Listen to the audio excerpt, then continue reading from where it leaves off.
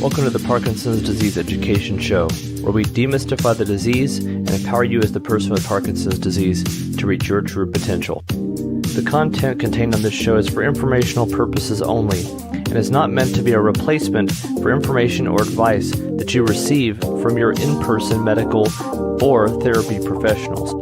If you haven't already, I hope you'll consider subscribing, and for an even more personalized experience, please ask us about our memberships. Now, without further ado, let's start the show.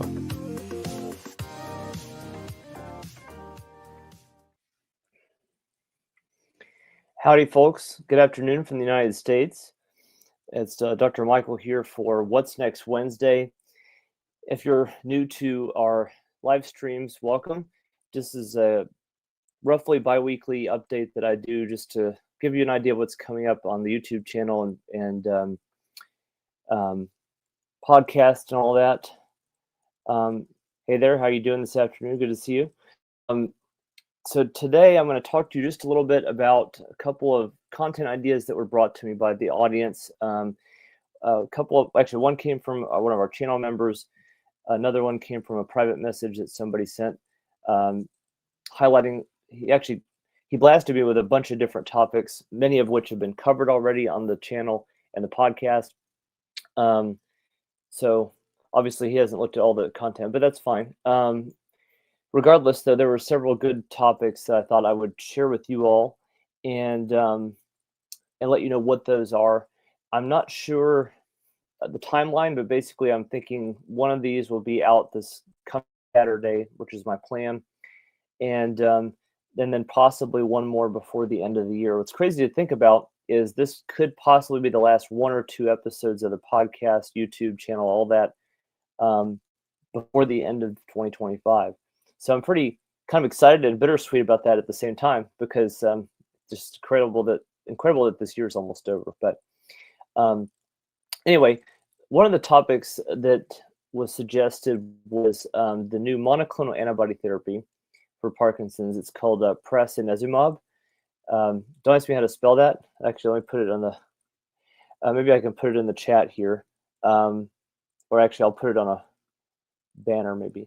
Anyway, prasinezumab, and I may have spelled it wrong, just doing it live, but I'm pretty sure that's correct. So I'm going to put that up for a second. Prasinezumab. That's the monoclonal antibody therapy. In short, basically what it's thought to do is block alpha-synuclein, which is an abnormal protein that aggregates in Parkinson's disease and causes a lot of the symptoms and disease progression. There's controversy and current research going on about all the ins and outs of which came first, alpha-synuclein or Parkinson's, essentially. But regardless, it's thought to block that mechanism of basically preventing it from clumping up or building up in the body. Really the neural tissue is where it builds up. So that's one of the topics that was suggested. I think it's a cool idea of treatment. It's entering phase 3 of clinical research, which is probably means that there's some merit to it. Hopefully, if they're going into phase 3, that means that's the final stage of research. So it's not a current therapy, in other words, but it's something that is being researched and could become a treatment in the near future, should the trial results prove to be promising. Next was there's a new dopamine agonist medication called tavapadon. I'll put that one up too so you can look it up. And that is basically, if you don't know, dopamine agonists, basically the mechanism of action is that it's a synthetic drug that acts like dopamine in the brain. So it's not the same as levodopa. Levodopa is essentially simulated or it's basically supplemental dopamine. It converts to dopamine once it enters the brain. Dopamine agonists are not dopamine. They basically just stimulate dopamine receptors in the same way that dopamine would, or levodopa does, once it converts to dopamine. The advantage of dopamine agonists compared to levodopa is that dopamine agonists they don't cause some of the same side effects like dyskinesia. So those are the long-term side effects. The problem is that they do have come with some of their own problematic side effects, unfortunately. But regardless, it is worthwhile to look into potentially a new. I don't know enough about tavapadon to tell you what's different about it. Essentially, when I saw in the news that there was a new version of a dopamine agonist coming out, I was kind of like, okay. So I'm going to research it and share it with you once I find out more, if that's even worth looking into once it's available. I'm not big on pushing. Well, of course, as a professional, I don't push meds anyway because it's not my scope of practice. But um, I'm not big into the medicines being exciting. I mean, I understand for symptom management, it's important, and it is, but it's just not exciting to me. Other than disease modifying treatment and preventing progression, that's exciting to me, and it should be more. That should be exciting to you as a person with Parkinson's watching this.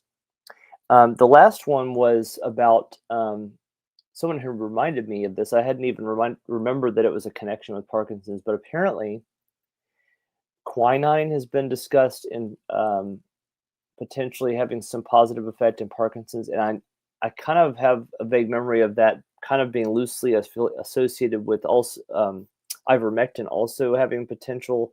I feel like ivermectin is being proclaimed to treat everything nowadays, especially since COVID. But anyway, ivermectin, quinine, those are kind of alternative ideas of, I'm assuming, managing inflammation. Quinine is an anti-malaria drug, so I'm not really sure how that connects to Parkinson's, but I'm interested in looking it up to see what the possible connection is and sharing it with you all as the audience. So those are the upcoming content ideas that have come to me. I'll put a poll out, do my best to do it on Facebook as well as YouTube, to kind of determine what you all want to hear about first, and that will help me to create the content, and even regardless of um, regardless of what order they're in. That's actually what I wanted to determine is which one you hear about first. So I'm planning on recording all of those topics in an episode and then releasing them on a schedule that you would prefer. Ted Glass says psilocybin mushrooms can help with Parkinson's, dementia, and Alzheimer's. You're correct. And I did an episode on psilocybin. I guess it's already been a few months ago now. I won't link directly to it now, but if you're on YouTube, on the Parkinson's Disease Education channel, just be sure to search for, well, just look under the videos, but you could search for psilocybin. And that's a really interesting topic. That's for those of you who don't know, psilocybin is a psychedelic drug that's found in so-called magic mushrooms, or specific mushrooms that have that drug in them, and it's being researched right now. There's actually a study that was done, preliminary study that was done in I think it was UC San Francisco. I know it was University of California, but I forget which one. I think it was UC San Francisco. And they did studies on psilocybin and the positive effects that it can have, and it's very promising. So they're looking into doing larger studies out there on that topic. So that's something that is on the rise, could potentially help with motor symptoms as well as long-term improvements in some non-motor symptoms as well. So I wanted to share something with you really briefly before we conclude. A couple different things. I want to invite you to, of course, our channel memberships, which basically is essentially a way to get connected with each other and ask questions, have conversations. We have WhatsApp channels and beyond that we can do with that, having some conversations versus and back and forth conversation versus waiting on comments and stuff like that to be answered in the YouTube and Facebook. But I also want to share with you that, and there's some links below, but also specifically, there's one of our best channel sponsors is Comfort Linen. They specifically make linen for persons with Parkinson's disease. And the owner and CEO of the company is a physical therapist who got into basically the world of making products that help people move better in bed. And Parkinson's disease in particular, folks have trouble moving in bed. Part of it's just the friction of the sheets, clothing on the sheets. And also with Parkinson's temperature regulation issues, um, it can be uncomfortable to be in regular cotton or satin sheets. So I wanted to invite you to look into their products. I have a link to that below. There's a 25% sale going on right now for Christmas season, and that's going to be obviously ending after the holidays. And the channel link will get you 15% off as well. I'm not sure if that's in addition to the sale, the 25% sale, but either way, you will get a discount. And I wanted to share that with you. I wanted to also show you how it works and what's different about it. So if you look at this, this is a regular, like a satin sheet. It could be the same with cotton, but this is a piece of clothing, and you can see how there's all this friction when you try to move across it, especially like if you were trying to like get up to like sit up to the edge of your bed, you're trying to kind of slide your bottom out, or even just scooting over in bed. It's really difficult to do because of that friction. But on the other side of this sample, this is a comfort linen sheet paired with these basically cotton-like pajamas, and look how easily that slides. It basically just slides right across with no bunching up or friction. And you can use regular clothes on the linen or on their bed sheets. It works great, but you could also use their pajamas and combine the two. So it's great for mobility, but also comfort with temperature regulation, because folks with PD can often get too hot at night. Well, anytime, but at night, and also with sweats and things like that. So just something to look into, and a great sale that's going on right now that's for a limited time. And I really do recommend their products. They're fantastic. And a lot of people with Parkinson's use them and love them. So don't take my word for it. Look for the testimonials from individuals with PD that love it, including my friend David Gebhardt, Life with Parkinson's channel. He's also a individual who uses comfort linen and recommends it as well. So thanks, Ted. And I don't even know how to say that whole handle. Final goodbye to the nasty.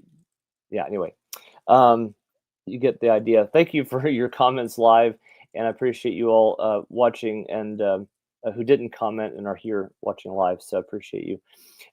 Anyway, be sure to look out for a new episode. Again, my plan is this coming weekend, typically 9 a.m. Central Time, US, is when I will upload it or have the new content premiere on YouTube.